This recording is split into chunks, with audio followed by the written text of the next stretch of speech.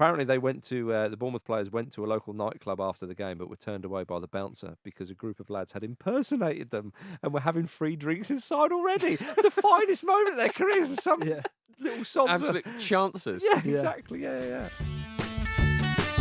Let's talk about some giant killings, gentlemen.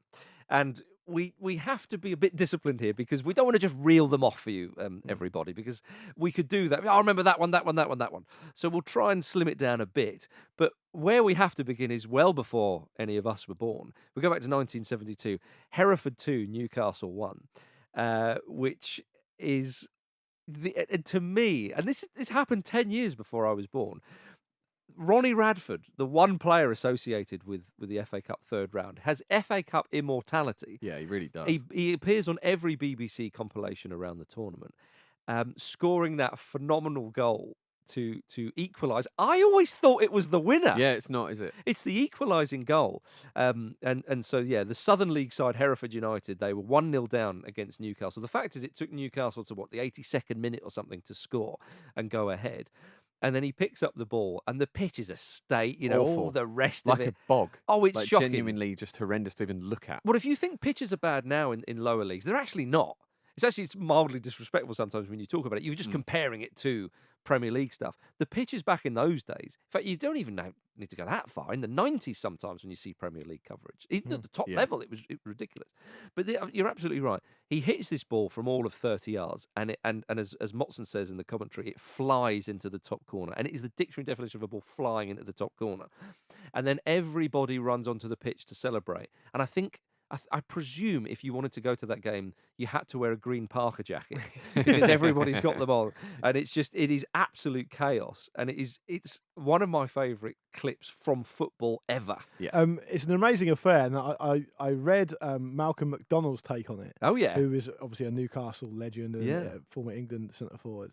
And I'll just read this paragraph to you about the whole circumstances around Hereford 2, Newcastle 1 in 1972. He says, "The tie wasn't a one-day affair. It was a saga that took 5 postponements, 2 games and 3 weeks to complete. Yeah. We were called off at St James's Park twice for rain before we finally played on the 24th of January, which was a Monday night. It was a 2-2 draw. An awful lot is made of the goals scored in the replay, but people forget that Hereford produced 2 phenomenal strikes at Newcastle from Colin Addison and Brian Owen.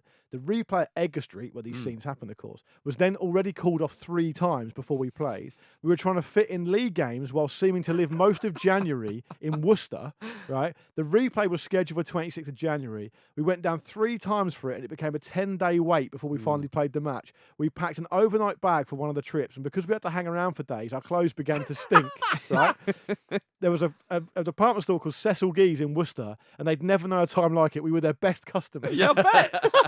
But the thing is, though, the circumstances are incredible around it. But people should know more about that because that clip is so iconic and so wonderful. It wasn't just a one-off moment, right? There's a lot of narrative around it. Indeed. Malcolm McDonald also says the guy who came on and scored the winner after Ronnie Radford, That's right, who's a guy called Ricky George, he said something like he's the luckiest man I've ever met in my life, because he scored that goal, and then Newcastle had an amazing string of luck to not score and equalise themselves. And apparently, with something like the money he made from it, he went and bought a horse, which became a Grand National winner. Like he had an amazing run of luck, apparently. Love it. Absolutely love it. Yeah. Moving through the years, 1984, Bournemouth 2, Manchester United 0. 3rd division side Bournemouth, managed by a very young Harry Redknapp, who looks fantastic in a classic Adidas Originals tracksuit, by the way, if you can find the footage of that. And they beat the holders, Manchester United, of course, who were managed by Big Ron. Ron Atkinson, one can forget. Who it's amazing. It's an amazing situation because obviously Bournemouth win the game 2-0, as you said. Yeah. A couple of set pieces, I think, and it was just one of those things. And the second, it was a classic example which we see over and over again. Yeah. The team try to push for an equaliser, they get caught out and they lose 2-0. So it looks like a much more comprehensive win than it actually was. Yeah. Not taking anything away from Bournemouth.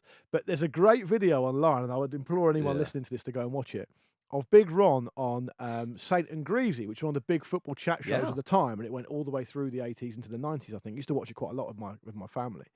And I don't know why he's on it. I don't know why he's agreed to do it. Oh, he but loves he's it. sat there with a face like thunder in his suit and tie. And every time he's asked a question, he uses it as an opportunity to lay into one of his players on national TV. yeah. So he says something like, It's- "Well, yeah. Brian Robson. I thought Brian Robson was the best player in Britain.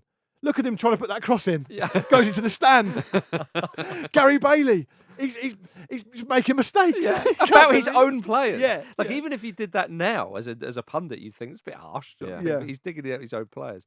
But it was I found this quite funny. Milton Graham, who scored one of the goals for Bournemouth, said he with regards to Redknapp, he tried to keep everything as normal as possible. We used to have a mad five-a-side, Southerners against Northerners on the Friday, and that was exactly the same. To motivate his team, Redknapp told them he'd seen the Man United players sat in the lounge watching the horse racing half an hour before kickoff.